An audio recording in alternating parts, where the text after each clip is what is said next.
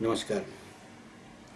आज 2074 साल श्रावणको 18 गते बुधबार। आज हामीले विषय लिएका छौँ महालेखा परीक्षकको रिपोर्ट। 2073 सालको महालेखा परीक्षकको रिपोर्टमा बेरोजुको बारेमा बताइएको छ। बेरोजुको सङ्ख्या 97 अर्ब र 44 करोड अर्थात् करिब करिब 97.5 अर्ब रुपियाँको बेरोजु देखिएको छ। यो बेरोजु भनेको के हो त्यो कुरो पहिले हामी व्याख्या गरौँ, किनभने धेरै मान्छेलाई यो शब्दकोबाट जानकारी हुँदैन। बेरोजु भनेको कुनै पनि कामको लागि निकासा भएको रकम त्यही कामको ठिक किसिमबाट आर्थिक नियमावली अनुसार खर्च भएको हुनुपर्छ। जस्तो टेन्डर भएको छ टेन्डरबाट, बा मतलब कुनै किसिमको कोटेसनबाट, बा मतलब कुनै किसिमको नियमसङ्गत किसिमबाट आर्थिक कारोबार भएको र काम खर्चोट भएको हो भने बेरोजु हुँदैन। अब 10 लाख रुपियाँ बजेट छ, अब त्यसमा चाहिँ नि 5 लाखको काम भयो र 5 लाखको काम भएन भने 5 लाख बेरोजु हुन्छ। भनाइको मतलब बेरोजु भनेको खर्च नभएको अथवा खर्च गर्दा नियम नपुगेको वा मतलब खर्च गर्दा मनपर्दो ढङ्गले खर्च गरेकोलाई बेरोजु भनिन्छ। र त्यो बेरोजु चाहिँ के छ भने कानुनअनुसार त्यो बेरोजु गर्ने मान्छेबाट असुल गरिन्छ। तर आजको मितिसम्म बेरोजुको खर्च उठाइएको छैन। खरबौँ खरब रुपियाँ बेरोजु छ। मात्र महालेखा परीक्षकले आफ्नो रिपोर्टमा लेख्ने गरेको छ यति अर्ब रुपियाँ या यति खर्ब रुपियाँ बेरोजु भयो भनेर, र त्यो केवल रिपोर्टको लागि रिपोर्ट र मात्र महालेखा परीक्षकमा त्यसको रेकर्ड रहन्छ। त्यसको कुनै किसिमको कारबाही भएको छैन र हुँदैन, र यो दुःख लाग्दो कुरा हो। त्यसैले के छ भने बेरोजु गर्नेको सङ्ख्या बढिरहेको छ र अङ्क पनि बढिरहेको छ। अहिले भर्खरै यो एउटा नेपाल सरकारले निर्णय गरिरहेछ, जुन कर्मचारीले बेरोजु गरेको छ र उच्च स्तरीय बेरोजु गरेकोलाई अब सरुवा बरुवा नगर्ने वा तिनीहरूलाई कुनै किसिमको फेसिलिटीहरू नदिने किसिमको निर्णय भएको छ। यसले बेरोजु केही हदसम्म रोकिन्छ भन्ने पनि लागेको छ। अब यो बेरोजु भन्ने कुरा के हो भने संविधानको नेपालको संविधान 2072 मा जो निस्कियो संविधान, त्यसको भाग 22 मा धारा 240 मा महालेखा परीक्षकको व्यवस्था गरिएको छ।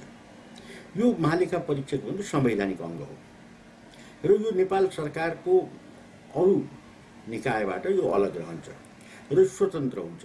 र यसको मतलब के भने स्वतन्त्रतामाथि नेपाल सरकारले पनि धावा बोल्न सक्दैन। र जस्तो मतलब के भने अन्य अख्तियार दुरुपयोग अनुसन्धान आयोग, महालेखा परीक्षक आदि जो पनि मतलब के भने यो लोकसेवा आयोग जो पनि यो संविधानमा उल्लेख भएर आएको छ, त्यो चाहिँ नि आफूमा स्वतन्त्र हुन्छ र उसले आफ्नो काम गर्न पाउनुपर्छ। र यसको महालेखा परीक्षकको ऐन छ, कस्तो किसिमबाट परीक्षण गर्ने र कसरी गर्ने भन्ने कुरा छ, त्यो अनुसार हुन्छ। र धारा 240 मा महालेखा परीक्षकको जो व्यवस्था छ त्यो अनुसार महालेखा परीक्षकको नियुक्ति हुन्छ र महालेखा परीक्षकको कार्यालय छ। र त्यो कार्यालयले सबै राष्ट्रपतिको कार्यालयदेखि लिएर प्रधानमन्त्रीको कार्यालय र सेना, प्रहरी र यी सबै चाहिँ नेपाल सरकारका सबै निकायमा हुने खर्चहरूको यसले लेखा परीक्षण गर्छ। यही हो महालेखाको काम। लेखा परीक्षण गर्दाखेरि के भने लेखा परीक्षण अर्थात् लेखा भनेको खर्च हिसाब र परीक्षण भनेको ठिक छ छैन भन्ने कुरा यसले जाँच्ने हो। यो जाँच्दा चाहिँ नि जुन चाहिँ ठिक ढङ्गले खर्च भएको हुँदैन त्यो चाहिँ नि बेरोजु हुन्छ। साधारण अर्थमा बुझ्दा बेरोजु भनेको नचाहिने किसिमबाट खर्च देखाउने र काम नगरेर पैसा खानेलाई बेरोजु भनिन्छ। यो पनि भ्रष्टाचारको एउटा मूल बिन्दु हो र यसको बारेमा हामीले धेरैचोटि पनि बोलिसक्यौँ। अहिले साँच्ची भनौँ भने बेरोजु अरबौँको सङ्ख्यामा खरबौँको सङ्ख्यामा बेरोजु छ। अरब त अहिले नै देखियो, अहिले नै मतलब के भने 97 र 44 करोड चाहिँ मतलब बेरोजु देखियो यही सालको मात्रै। अब बेरोजु राख्ने कर्मचारी या कार्यालय प्रमुखलाई सरुवाबाट नगर्ने भन्ने एउटा जुन निर्णय छ त्यसले केही हदसम्म यो अलिकति नियन्त्रित हुन्छ कि भन्ने पनि हामीलाई लागेको छ। तर यो परम्परा अत्यन्त नराम्रो हो। लोकतन्त्रको नाममा लुटतन्त्र भइरहेको छ। आफ्नो मान्छेलाई चाहिँ मतलब कि भर्ना गरेर परीक्षण गराउने र परीक्षण भएको कुराहरूलाई कुनै किसिमको वास्ता नगर्ने, बेवास्ता गर्ने र जो बेरुजु छ त्यो उठाउनप्रति सरकार ध्यान नदिने, यस्ता किसिमका कार्यहरूले गर्दा पनि बेरुजु बढ्ने काम भइरहेको छ। र यो महालेखा परीक्षकको जुन किसिमको अधिकार छ त्यो अधिकार अनुसार उनले गरेको परीक्षण कार्यलाई सबैले सम्मान गरेर र सबैले स्वीकार गरेर र उनले चाहिँ देखाएको बेरुजुलाई पैसा उठाउनुपर्छ भन्ने हाम्रो भनाइ हो। र यो सालको बेरुजु 97 अर्ब र 44 करोड छ। त्यसमा कति उठ्छ हामीलाई हेर्नु छ।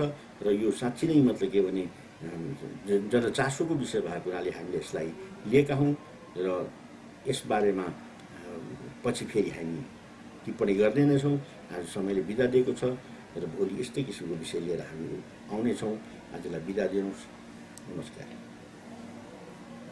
बिस्तारै बोली।